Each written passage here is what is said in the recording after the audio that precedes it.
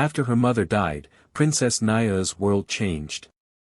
Her father, the king, was heartbroken, and the palace that once felt warm and full of laughter grew quiet and cold. One day, the king returned from a journey with a new wife, a woman named Malika. She was beautiful, graceful, and always smiling, but something about her felt wrong. Her smile never touched her eyes. The people whispered, but no one dared speak too loudly. In front of others, Queen Malika acted kind and gentle, but behind closed doors, she was a shadow wrapped in secrets. Every night, when the halls were silent, Malika would go to the highest tower and whisper into the wind. She spoke words no one understood, words that made the flames flicker and the air grow cold. She watched Naya with eyes full of hidden hate, always smiling, always pretending. Naya felt it. She didn't know how, but she knew this woman wanted her gone. Malika didn't want a stepdaughter, she wanted power. She didn't just want the crown. She wanted Naya erased from the story. The king, blinded by love, didn't see the danger. He thought he had brought healing to his family. But he had brought home a storm. And while the kingdom slept peacefully, a quiet curse was already unfolding, one that would test Naya's courage, her heart, and her place in the world. The crown that once promised safety now carried a shadow walking right behind it. Every day after Queen Malika arrived, something changed in the palace, not just the silence, but the feeling in the air. Princess Naya could feel eyes on her even when she was alone. The queen had a strange way of watching her, always with a smile on her lips, but never with kindness in her heart. That smile was full of secrets. Naya began to feel tired all the time. Her head would ache, her dreams were filled with shadows, and she often woke up feeling like something was wrong. The food she ate tasted different too, bitter, sometimes strange.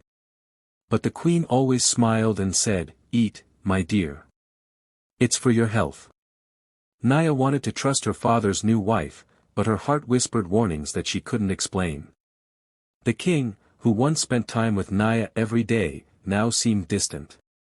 Malika would sit beside him, whispering in his ear, casting worried glances at Naya.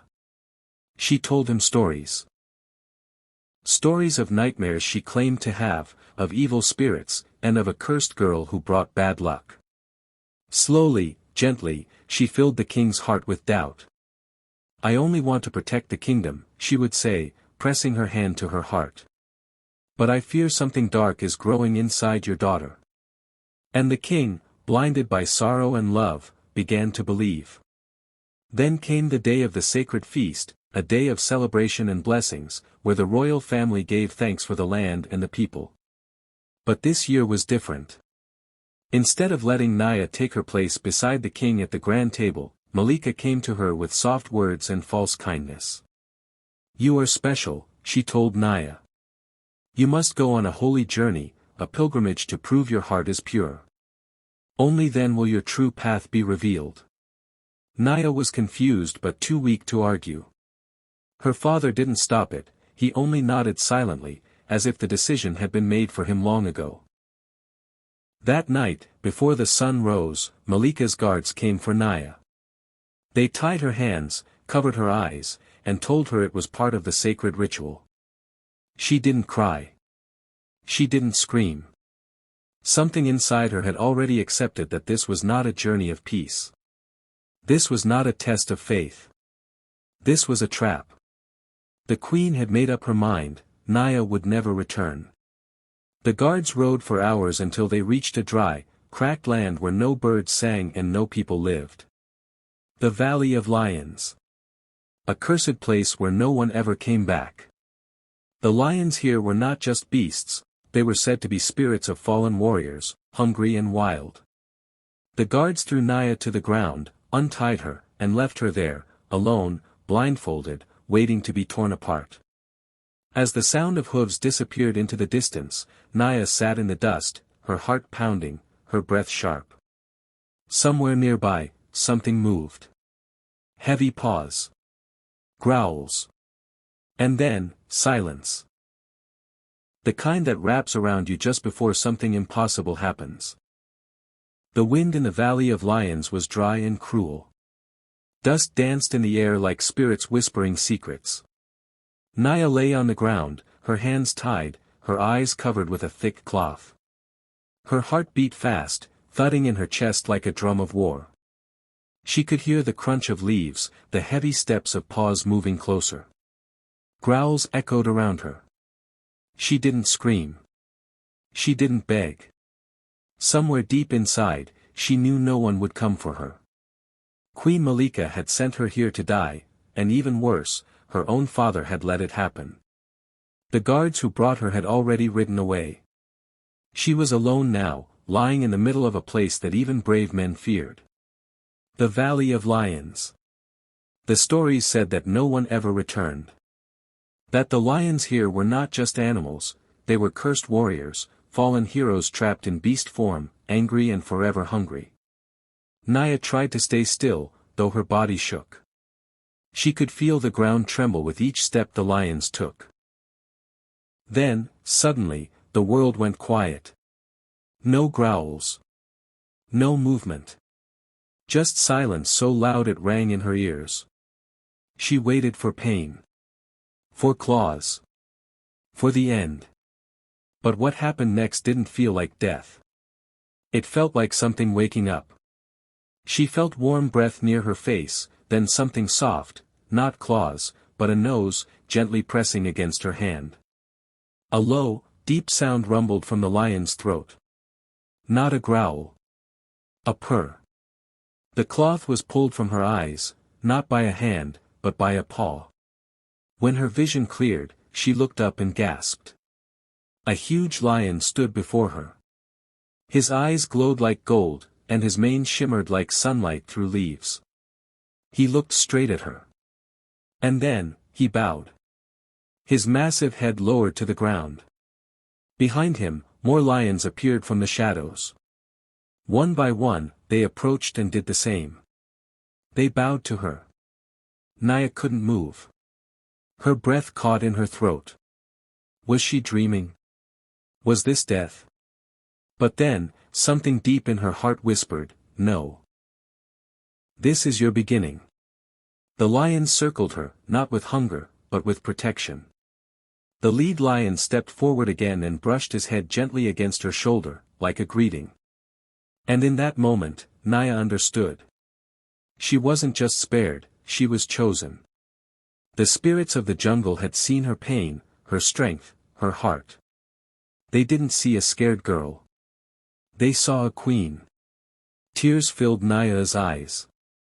Not from fear, but from something stronger. Hope. Power. Destiny. The jungle had spoken. And it had chosen her. The days after her miracle in the Valley of Lions felt like a dream Naya couldn't wake up from, but she didn't want to. The lions became her family, her protectors, her guides. They walked beside her as if she had always belonged. At first, she was afraid. These were wild beasts, after all. But something deep inside told her to trust them. And slowly, she did. She learned their movements, their sounds, their silences. When they hunted, she watched. When they rested, she lay beside them, her hand buried in their thick fur. They never hurt her. Not even once. In fact, they looked at her the way they looked at the stars, with quiet respect. The jungle around her seemed alive in ways she had never noticed before. The trees moved gently even when the wind was still. The leaves rustled softly, like they were whispering secrets. And sometimes, when Naya closed her eyes, she heard her name, not in a voice, but in the rustle of branches, the songs of birds, the sigh of the earth itself. Naya. Over and over again. It was like the forest had a soul, and it knew who she was. At night, she dreamed of things she didn't understand. She saw glowing figures walking through fire, lions with wings, and her own hands touching the stars. And always, she woke up feeling stronger, like the dreams were teaching her something. She didn't speak the language of animals, not with words, but they understood her. Her thoughts, her feelings, her pain. And she began to understand them, too. Not just what they were doing, but why. The lions took her to rivers to drink and to caves to sleep. They brought her fruits and leaves, roots and herbs, some for food, others for healing. When her feet were cut, they licked the wounds gently. When she cried, they stayed beside her, silent and warm. She wasn't just surviving. She was becoming someone new. Someone stronger. Someone the jungle had chosen. Soon, strange stories began to spread. In nearby villages, people whispered of a girl who walked among lions like one of them. Hunters claimed they saw her from a distance, barefoot, with leaves in her hair, and lions at her side. She's not human anymore, some said. She's a spirit. Others disagreed. No, they said. She's a queen. The forest has crowned her its own. No one dared enter the valley. But the legend grew. Children repeated the tale in hushed voices. Elders looked to the hills, wondering if the old stories of the jungle spirits were waking again. Even the wind seemed to carry the truth, that something powerful was rising. And in the heart of it all was Naya. Once a girl cast out, forgotten, and betrayed, now a queen made not by crowns, but by the earth, the sky, and the lions who bowed to her. The sky turned dark before she arrived. Thick clouds gathered above the kingdom, and the wind howled through the trees like it had a message to deliver. Thunder rolled across the land like drums of war. People ran to their windows, looking up in fear. Rain had not touched the kingdom for weeks, but now it came pouring down, heavy and cold. And through the storm, she walked. Naya. Barefoot. Glowing.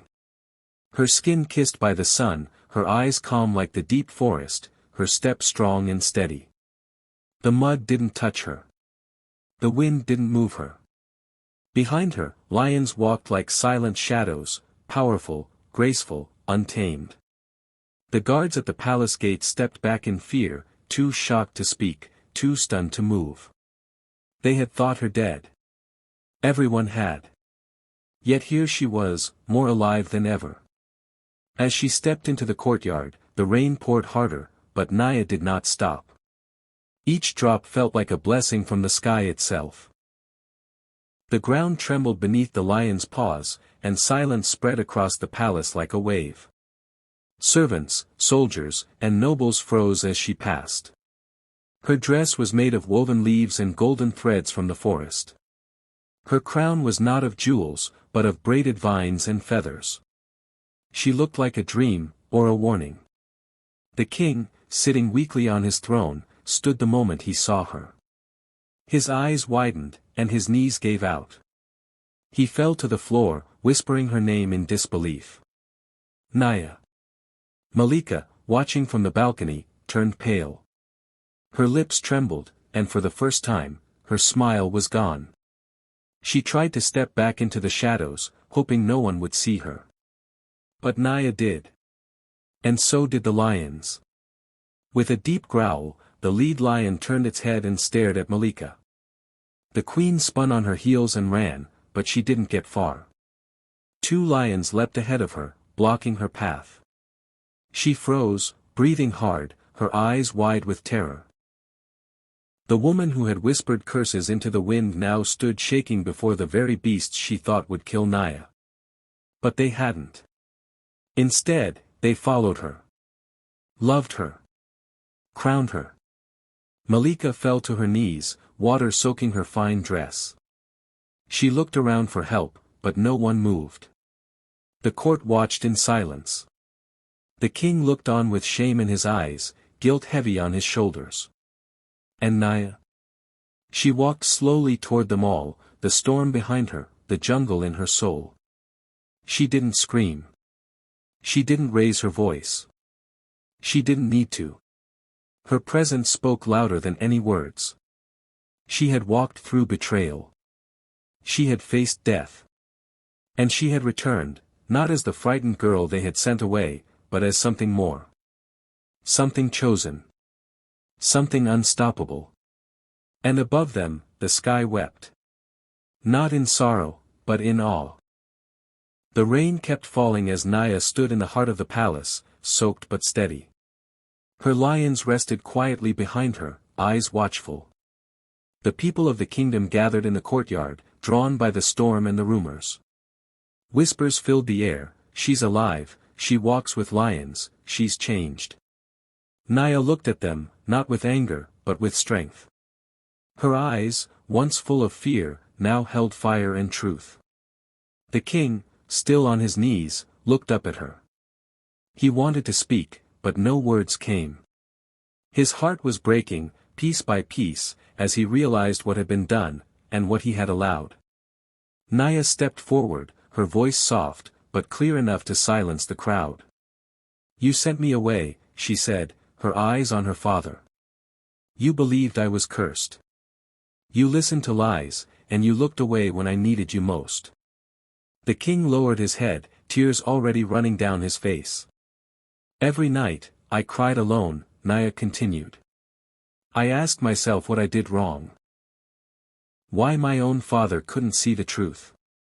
Why no one saw how she," Naya turned to where Malika knelt, still trapped by lions, "tried to erase me." Gasps came from the crowd. Murmurs turned to silence again. "She poisoned my food. She poisoned your heart. She made you believe I was something to be feared." Her voice cracked for a moment, but she kept going. "But the forest saw me. The lions saw me. And now, you see me." The king covered his face and wept, not just from shame, but from deep sorrow, for not protecting his daughter, for letting evil wear a crown right beside him. "I never wanted power," Naya said. "I just wanted love. I just wanted to belong. But when you took that from me, the forest gave me something else. Strength. Wisdom. A new family." She turned to the people now, raising her voice. "You all heard the lies. Some of you believed them. But I forgive you. Because I have learned that truth always returns. And today, it returned with me." Some people began to cry. Others bowed their heads. She looked back at the king, who was now sobbing quietly. "Father, I forgive you too," she said. "But forgiveness doesn't erase what happened." Then she turned to Malika. "You thought the lions would end me. But they crowned me. You tried to break me. But I became stronger. Your time here is over." The king finally stood, shaking, and faced Malika. He didn't need to say a word. Guards stepped forward and took her away, past the lions who watched her with quiet judgment. Rain still fell as Naya walked toward the throne. She didn't sit on it. Not yet. She touched it gently, then turned back to the crowd. "This throne will no longer belong to lies," she said. "From now on, it will be a seat for truth." And in that moment, the skies above the kingdom rumbled once more, not in anger, but like the heavens were finally at peace. Malika was banished from the kingdom, stripped of her crown, her jewels, and all her power. She was sent away to live alone, far from the throne she had once stolen with lies. Many expected Naya to seek revenge, to punish her with the same cruelty she had faced. But Naya was different. She had walked through pain and fire, and she had come out with a heart still full of light. She didn't want more suffering. She didn't want hate to rule her. So, she chose mercy, not because Malika deserved it, but because Naya knew the strength it takes to forgive. Instead of revenge, Naya focused on building something beautiful. She turned a quiet part of the kingdom into a sanctuary, a safe place where no child would ever be forgotten again. She welcomed orphan girls, just like she once felt abandoned. She gave them shelter, food, love, and most of all, she gave them hope. The lions lived there too, roaming freely and peacefully. They protected the land, gentle with the children and fierce only when danger came close. Every year, on the same night Naya returned from the jungle, the sky would rain. People said it was the heavens remembering what almost died that night, and honoring what rose instead. The raindrops were not sad. They were soft, like tears of joy. And as the water touched the earth, it reminded everyone of a young girl who was meant to be forgotten, but became a queen, not by force, but by heart.